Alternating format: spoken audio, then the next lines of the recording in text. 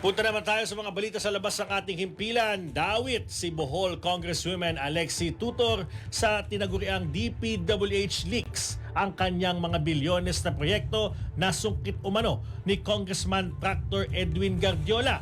Narito ang umaabanteng eksklusibong balita ni BNC reporter Joash Malimban. The quintessential Boholana is an 42 out of 42 requested projects ni Bohol 3rd District Representative Alexi Tutor sa 2025 DPWH budget proposal. Ang lumusot sa 2025 General Appropriations Act.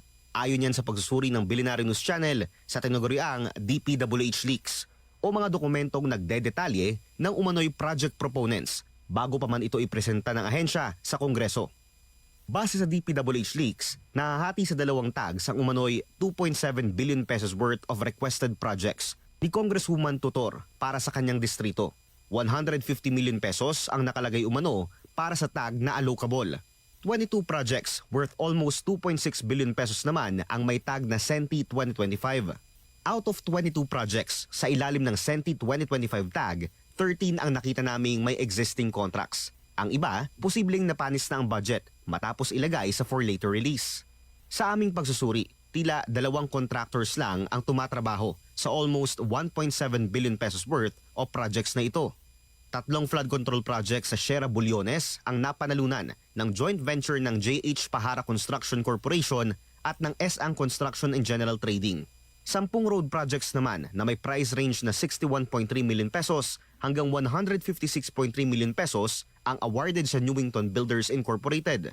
Ang S.Ang at Newington, una nang inuulat ng Billionaire News Channel na pagmamay-ari ng pamilya ni Construction Workers Solidarity o CWS Party List Representative Edwin Guardiola. Hindi pinabulaanan ni Congresswoman Tutor ang nasabing listahan at sinabing parte ng kanyang tungkulin bilang mambabatas ang mag-advocate sa mga pangangailangan ng kanyang distrito. Aniya, kung na-associate man daw ang kanyang pangalan sa listahang ito, posibleng dahil daw ito sa kanyang pagiging proactive at vocal para sa pag-unlad ng kanyang nasasakupan. Pero paninindigan ni Congresswoman Tutor, wala siyang direct control sa execution at awarding ng mga proyekto. Hindi rin daw siya namimili ng mga kontraktor na gagawa ng mga nasabing proyekto. Sa mas malalim na pagsusuri ng Billionaire News Channel sa DPWH leaks, tila marami pang proyekto sa ilalim ng 2025 tag ang awarded sa Guardiola-owned companies.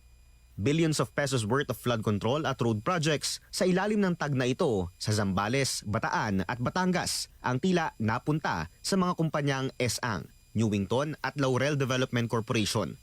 Una nang sinabi ni former DPWH Undersecretary Roberto Bernardo na mismong ang yumaong si former DPWH Undersecretary Catalina Cabral ang nakikipag-usap umano sa mga politiko kung anong line items ang gusto nilang ipasok sa budget proposal ng ahensya.